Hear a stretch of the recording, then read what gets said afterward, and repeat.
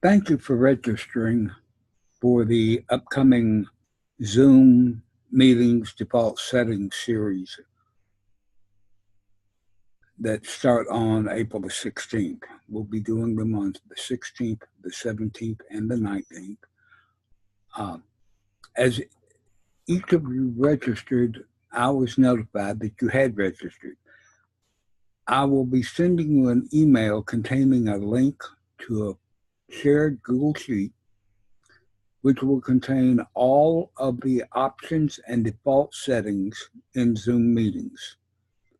I will explain the use of the spreadsheet in the first meeting on the 16th.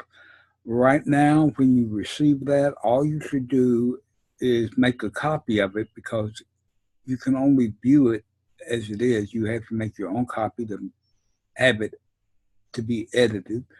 So just make a copy and put it somewhere where you know you can get to it when we start on the 13th, and I'll explain its use and everything then. And again, thank you for registering.